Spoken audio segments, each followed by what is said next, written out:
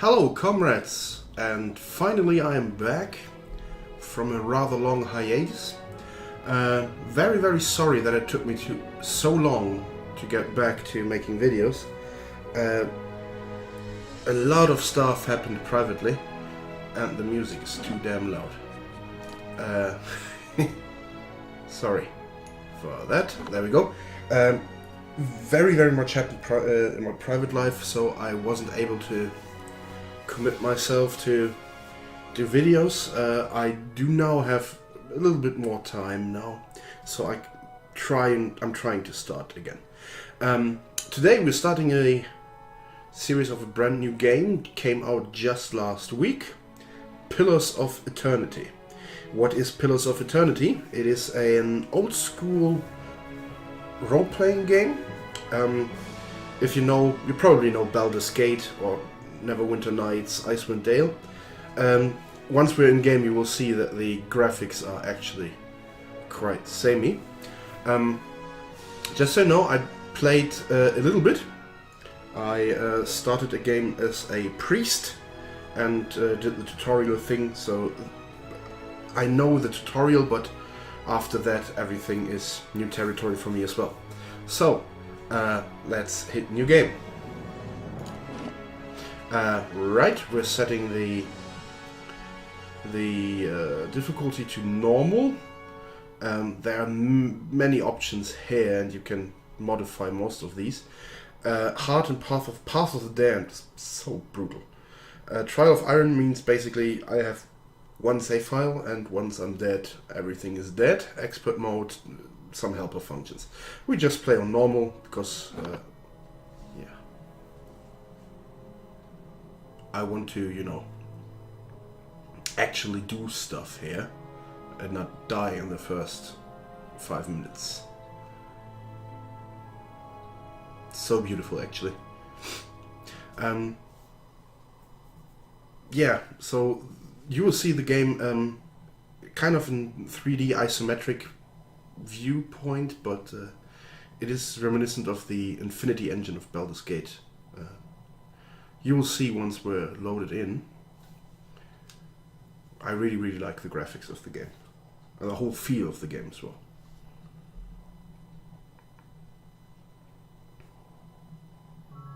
Five wagons grope blindly for the path on a starless night, their master glancing ever upward to the skies for assurance that he is on the right course.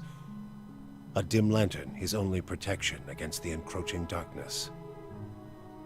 But the skies bring no comfort, shining no light, betraying no hint of what they know.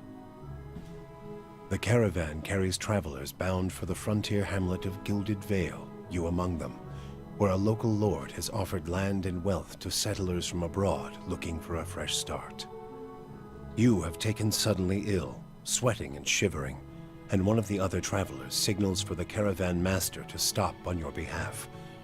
He pulls up just in time to avoid plowing into the trunk of a fallen tree that bars the way ahead. You will go no further tonight. Indeed. So, the game has a lot of text. I will try to read as much as I can for you, as long as my voice holds up. Some of the important parts are actually audio parts, but yeah, most of the time I will have to read for you.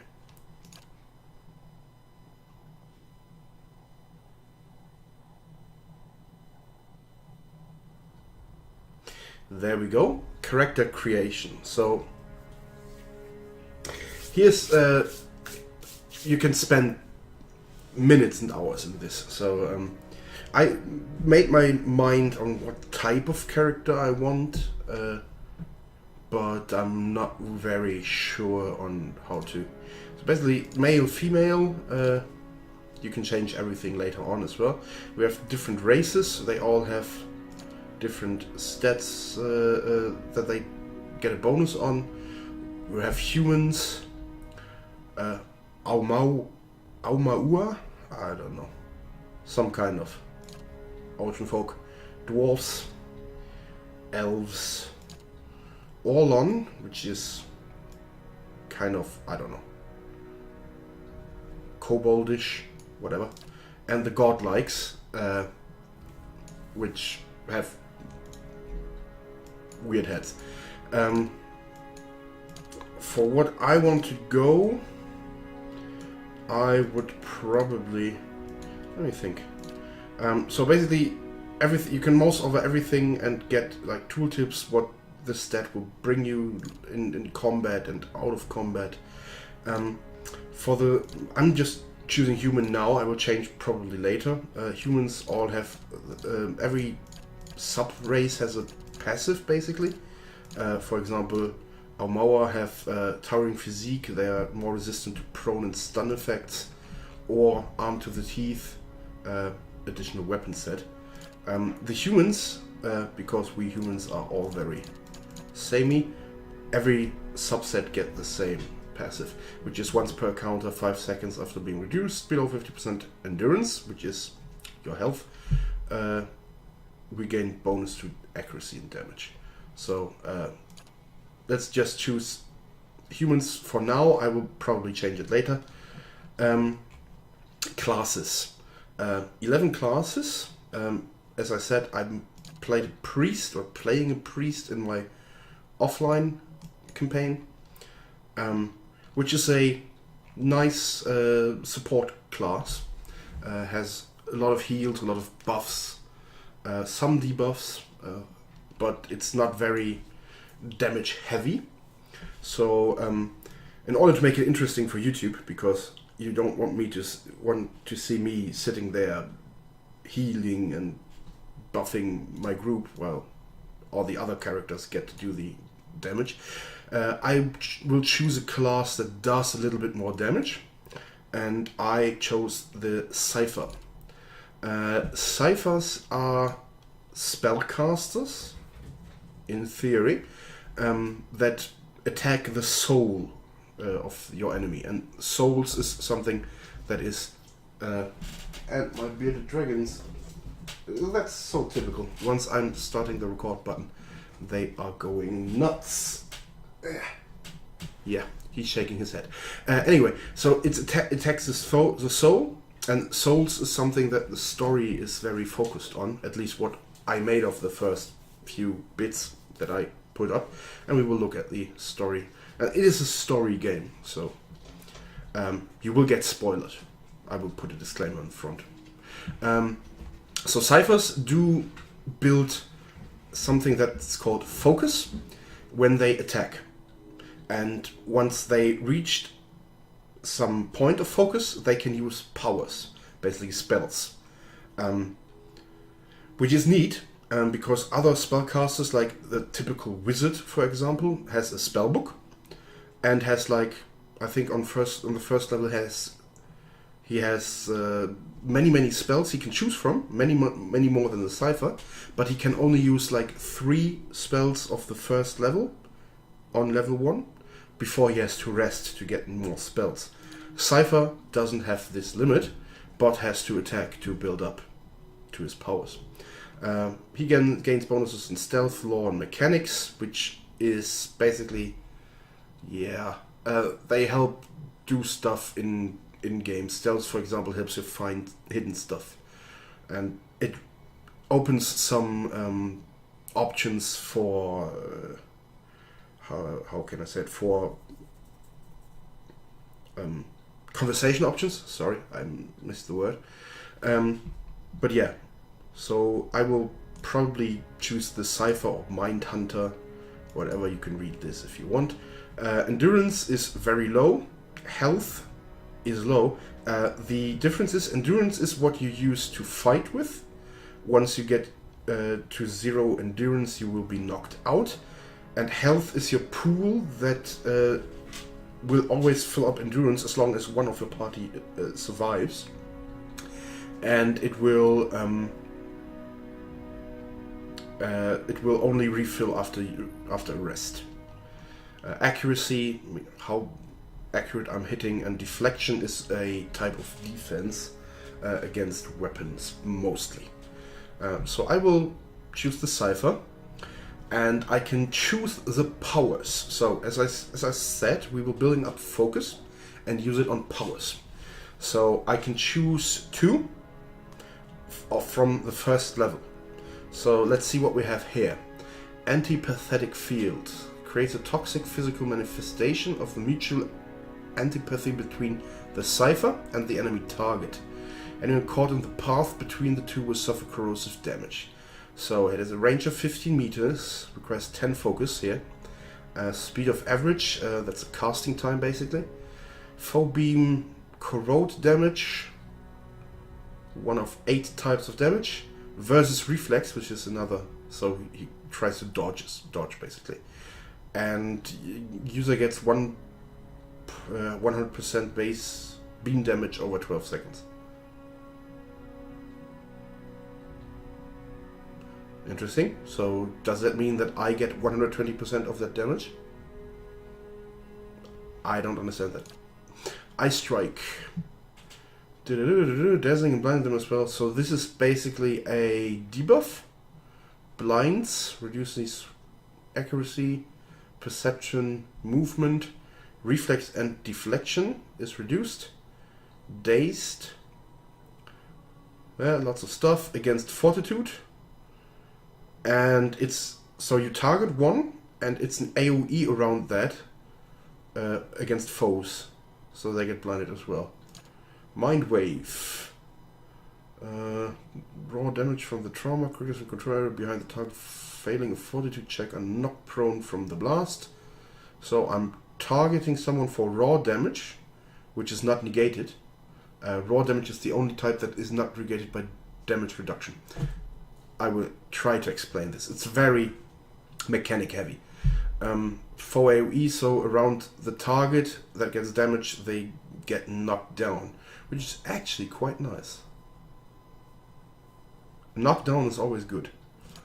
Soul Shock. Brief transform the other shell of an target. So, allied target, okay. Okay, so I'm targeting an ally, and in an area 2.5 meters around it, they get shock damage, a lot of shock damage. So this is a AoE damage type of thing. Tenuous Grasp. Says target scrambler, frightening, confusing them. So foe target, one target gets frightened. Interesting. Whisper of Treason. That seems to be like, yep, a charm for 10 seconds. Very interesting powers here. I like the Mind Wave for a little bit of damage. And so basically it isn't, this one is the Soul Shock is a pure damage. So it's a higher damage. But Mind Wave has a damage component and an CC component. So I like this. And for the second one, shall I go with a charm or the Ice Strike, which is another form of CC?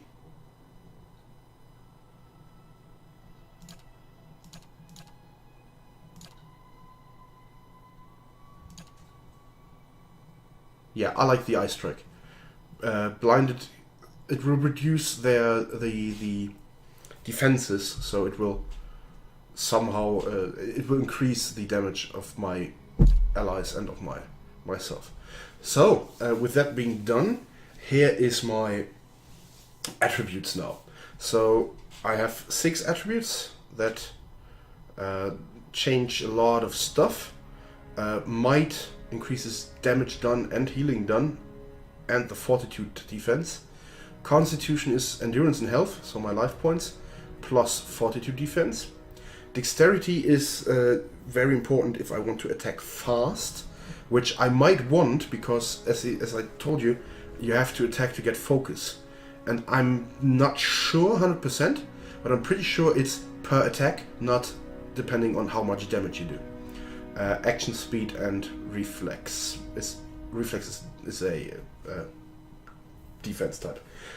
Perception increases the interrupt, so every attack from us has a chance to interrupt the other target and what he's doing. The higher the perception, the higher this is. Deflection and reflex are 2 defenses. Intellect increases the area effect and duration of all spells and powers, and increases the will defense, and resolve increases concentration, which is basically anti-interrupt protection, deflection, and will. So you can see the stars here.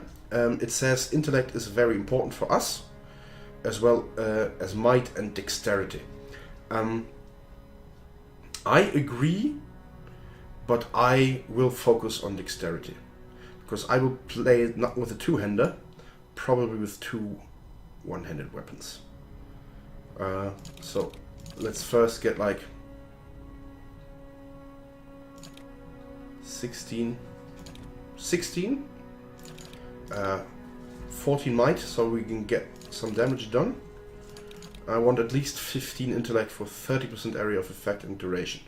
Now I have 1 point left. The one thing you have to remember is here I get 1 + 1 might for being a human. Here in might, and 1 in resolve because I'm a human.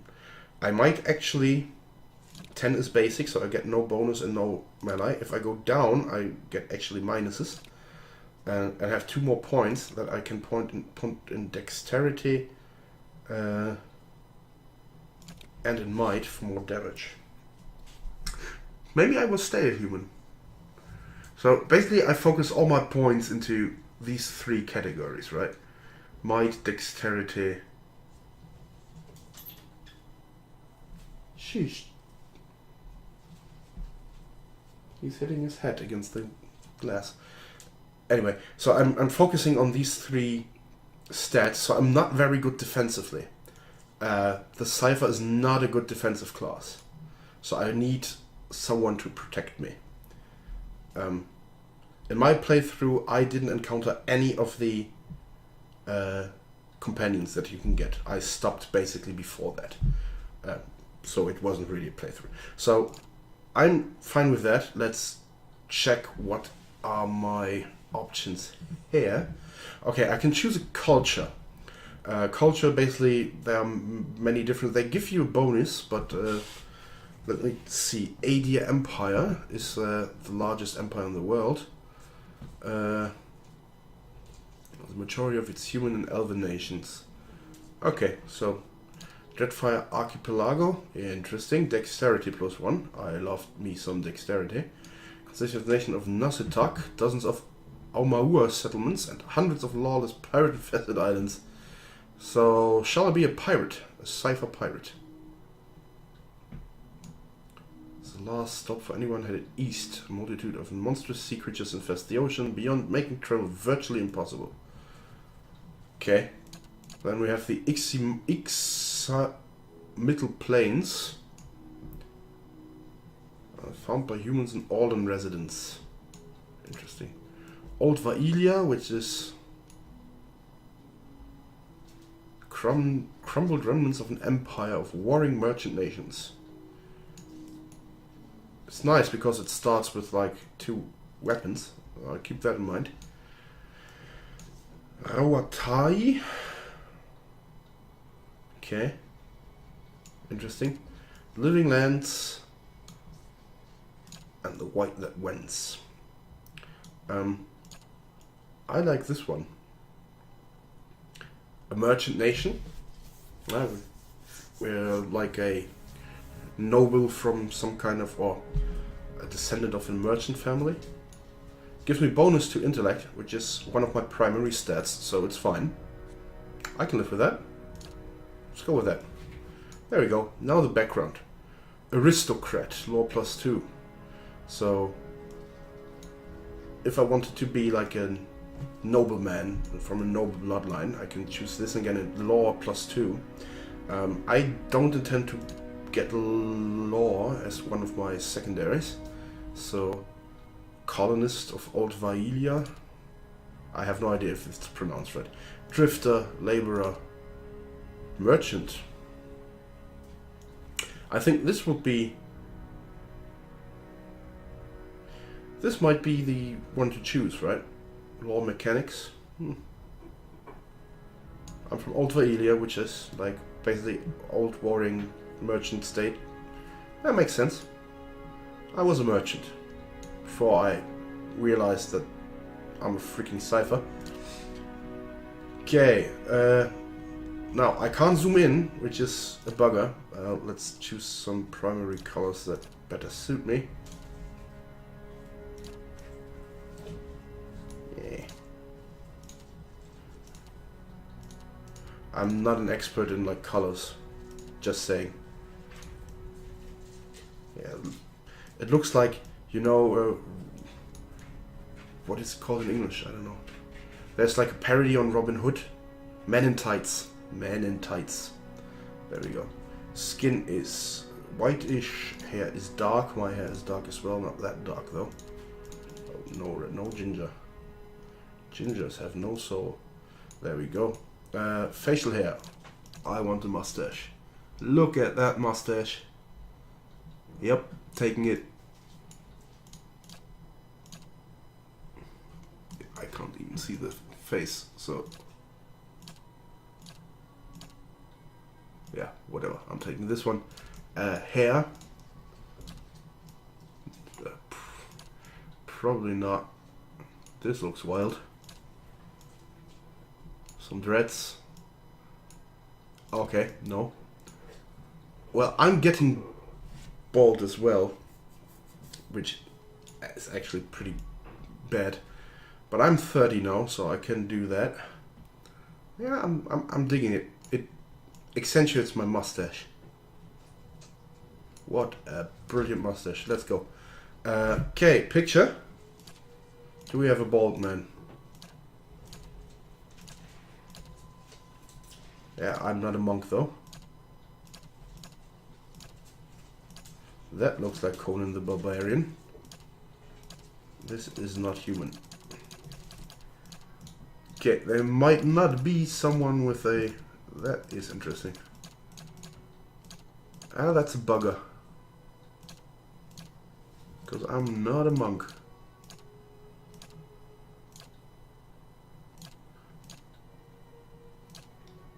Yeah, okay, let's go with this one. Close enough. Okay, the most important part. What is it? Choosing the voice. Follow me. Easy now. I'm here. I've got this. Time to see and not be seen. Okay. Yes? I shall lead us. To whispers and shadows. That is an elf voice. Not gonna happen. Hey! Oh, it's Hera. Hera is going crazy. Anyway. Follow me. Keeping quiet. I like the stoic voice. Let's do that. And enter name. There we go. Here we go. Finished the character creation. Cypher from Old Vaelia, merchant with a stoic voice, and I'm a human. Humans. Okay. Before I click done and game will start, I will put a cut in here, put the character creation online, and I will see you guys next time. Bye bye.